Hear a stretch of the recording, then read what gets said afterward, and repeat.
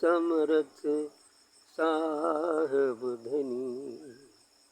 पाक गुरु पीर समरथ साहब धनी। बहुत बानी जी बंध खोली। पाक गुरु पीर समरथ धन साहब धनी। बहुत बानी जी बंध खोली। जीविता मारी कर फिर जीवन किया। जीविता मारी कर फिर जीवन किया। बोलिया ब्रह्म निर्वाण बोली। बोलिया ब्रह्म निर्वाण बोली। खोली कपाट तब घाट घट लहा। खोली कपाट तब घाट घट लहा। अगम स्थान की बाट पाई। अगम स्थान की बाट पाई। नाम निर्वाणी जप संत निर्भय हुआ। नाम निर्वाण जपी संत निर्भय हुआ। परम सुख धाम जहाँ मिला जाई। परम सुख धाम जहाँ मिला जाई। परम सुख धाम में परम आनंद है।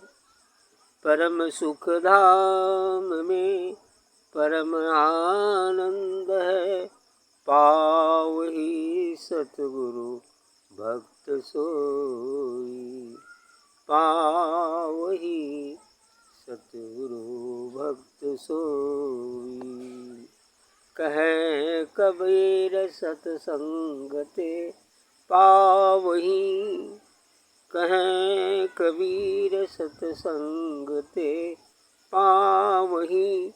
काग बुद्धि त्यागी के हंस होई। काग बुद्धि त्याग के हंस होई। पाक गुरु पीर समरथ साहिब धनी। बहुत बानी जी बंद खोली। वाह, क्या अच्छी बात कहा है कवि साहब जी ने। अच्छा है। पाक गुरु पीर समरथ साहब धनी। अब चाहे गुरु को कुछ भी कहा जाए, शब्द तो कम ही पड़ जाते हैं। पाक पवित्र गुरु जो अंधकार को नाश कर प्रकाश की तरफ ले जाए। पीर गुरु शब्द ही होता है, मोहम्मदन में उसे पीर कहते हैं। समर्थ जो हर प्रकार से समर्थ हो, पूर्ण हो, समर्थ हो। साहेब धनी, साहब धनी भी, क्योंकि पूर्ण धनी तो वही है जो खर संपत्ति प्राप्त कर लेता है। समदम तितिक्षा उपराम श्रद्धा और समाधान, फिर वो पूर्ण धनी। बहुत बानी तजी बंद खोले। और बहुत बानी तजी, बहुत सी बातों को छोड़कर, वाणियों को छोड़कर, आदतों को छुड़ाकर बंद खोले। जो बंधन लगा था वो खोल दिया। तीनों शरीरों का बंधन, पिछले अनेकों जन्मों के संस्कारों का बंधन, ये सब बंधन भी वह समर्थ सदगुरु ही खोल सकता है। और खोल दिया। साहब जी का कहना सही बात है। जीविता मारकर फिर जीवन किया, बिल्कुल सही। जैसा कि नानक जी की वाणी है, जीवत मरिए अब भोजन करिए। भाई जब एक बार मर जाएंगे, फिर जो जीवन मिलेगा वो कभी मरने वाला नहीं होगा। इसीलिए कहते हैं जीविता मारकर। अभी मैं जीवित था संसार की दृष्टिकोण से, सांसारिक दृष्टिकोण से, काम क्रोध लोभ मोह मद मत्सर के वशीभूत होकर। और एक अंधा बनकर जीवन व्यतीत कर रहा था, जी रहा था, लेकिन अब उस जीवन को मार दिया। संत सदगुरु मारेगा ही मारेगा, यदि वो मारेगा नहीं फिर नया जीवन मिलेगा कैसे? सवाल तो इस बात का है कि बिना मारे बिना मरे वो जीवन प्राप्त नहीं होगा। अर्थात इन विषयों को मारना है, काम क्रोध लोभ मोह मद मत्सर को मारना है, व्यक्ति का हम को मारना है, यही मारना होता है। वो वास्तव में शरीर को नष्ट करना नहीं होता।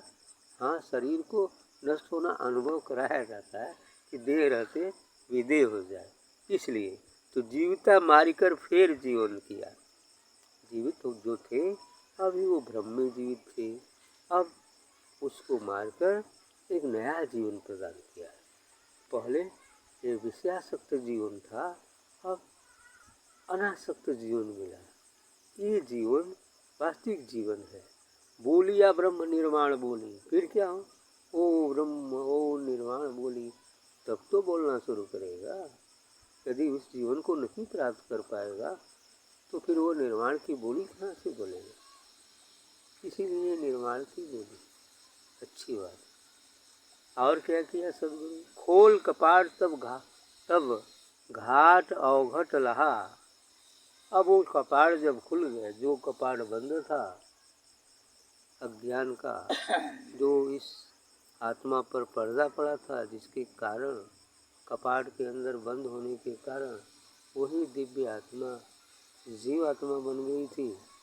अब वो कपाट खोल दिया सदगुरु। अब अवघट में घाट लग गया। अभी वो अवघट घाट पे जा रहा था जहाँ की ये घाट है ही नहीं। इसमें यह जीवात्माएं भटकती फिरती हैं, तो कहाँ घाट है ये नहीं, तो डूबेंगी ही तो डूबेंगी।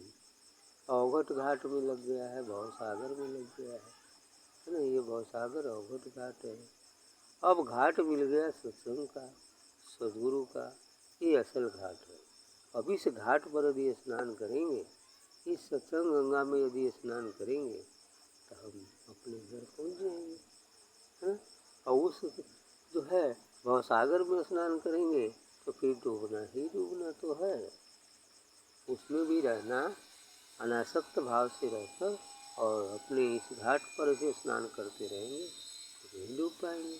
यदि सदगुरु सत्संग की नौका पर बैठ जाएंगे तो फिर वो तो पार हो ही जाएंगे, वो काहे को डूबेगा। लेकिन यदि विषयों की नौका पर बैठेंगे तो वो तो लेकर डूब ही जाएंगे। डुबाने के लिए ही उन्हें बनाया ही गया है। तो खोल कपाट तब घाट अवघट लहा, अगम स्थान की बाट पाई। फिर उस अगम लोक अमर लोक पहुँच गए, वो घाट पर पहुँच गए। कह रहे हैं अगम स्थान की बाट का, अलग अगम अनाम, है ना। ये तीनों उस परमात्मा के ही स्वरूप है। लेकिन हमारा वास्तविक लोक क्या है, हमारा देश क्या है? अगम लोक। फिर निर्वाण तो है, आगे बढ़ने पर निर्वाण भी प्राप्त हो जाए, इस तरह की बात है। अगम स्थान की बाट पाई और वो हम अपने देश पहुंच जाते हैं और मैं कौन हूँ की पहचान वहाँ हो जाती है। ये अगम लोक है, अमर लोक है, जहाँ वो अमृत धारा हमेशा बरसती ही रहती है। तो वो स्थान मिल गया, अगम स्थान की बात पाई। ठीक आया कर नाम निर्वाण जपी संत निर्भय हुआ। अब उस निर्वाण, उस नाम, वह निरक्षर ब्रह्म, वह सब नाम को जप कर अब संत क्या हो गया? निर्भय हो गया। एकदम किसी प्रकार का कोई भी भय नहीं रह गया, सभी भय मिट गए। और सबसे जो बड़ा भय मृत्यु का भय, वो भी मिट गया, वो भी मिट गया भय। इसलिए कहे नाम निर्वाण, उस निर्वाण उस सतनाम निरक्षर ब्रह्म को जप कर संत निर्भय हो जाता। फिर क्या हो जाता है? परम सुख धाम जहाँ मिला जाए, वो परम सुख को प्राप्त हो जाता है। परम सुख, परमानंद को प्राप्त हो जाता है उस सचखंड में जाकर। तो ये परम सुख धाम जहाँ मिला जाए, वो परम आनंद को प्राप्त हो जाता है। परम सुख धाम में परम आनंद है, आगे क्लियर भी कर रहे हैं। उस परम सुख धाम में परम आनंद है। परम आनंद, उसी का आनंद अन्य सभी विभूतियों में थोड़ा थोड़ा है ना। और संसार में तो मात्र एक बूंद का है। उस महासागर, परमानंद के महासागर का एक बूंद में समस्त संसार का आनंद। बाकी कुछ ज्यादा है तो हम लोग में ऐसा ही है। ठीक है, तो यही बात कहा कि परम सुख धाम में परम आनंद है, आनंद ही आनंद है। पाव ही सदगुरु भक्त सोई। अब इस प्रकार ये सदगुरु की भक्ति से ही प्राप्त हुआ, मिलता है। पाव ही सदगुरु मान पाते हैं सदगुरु भक्त सोई। सदगुरु के भक्त जो हैं वो इस परमानंद को प्राप्त करते हैं। कहें कबीर सत्संग ते पावही, लेकिन ये कब मिलेगा? बिन सत्संग विवेक न होई, आ राम कृपा बिन सुलभ न सोई। उस सदगुरु की कृपा, उस राम रमता है सो राम की कृपा के बिना सत्संग भी नहीं मिलता है।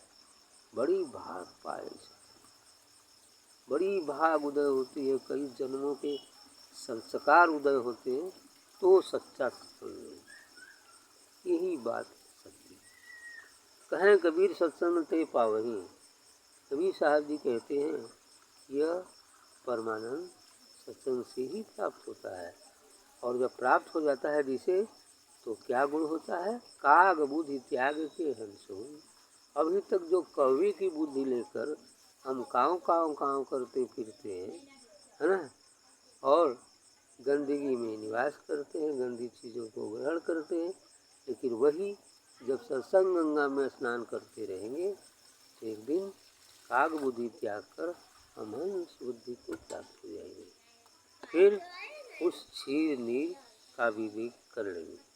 उस क्षीर में से नीर को परित्याग कर हम दूध ही पिएंगे, क्षीर ही पिएंगे।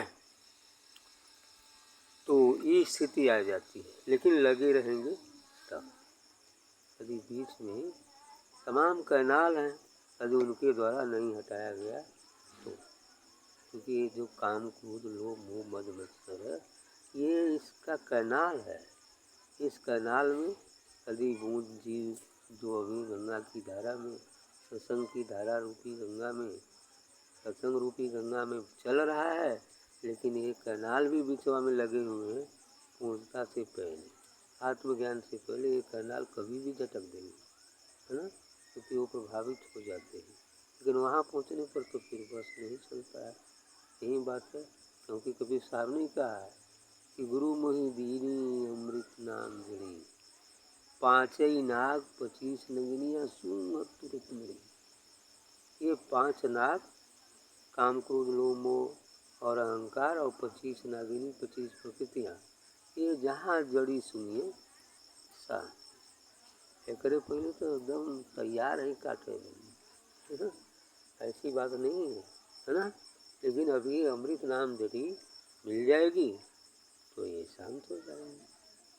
तो कहें कबीर सत्संग ते पावही, ये सत्संग के से ही ये जो है काग बुद्धि त्याग कर हम हंस बुद्धि को प्राप्त हो जाते हैं। अर्थात इस संसार में रहते हुए हम अनासक्त भाव से रहकर और अपनी मुख्य मंजिल जो ये मानव जीवन का परम लक्ष्य है, उस परमानंद की अनुभूति को प्राप्त करें।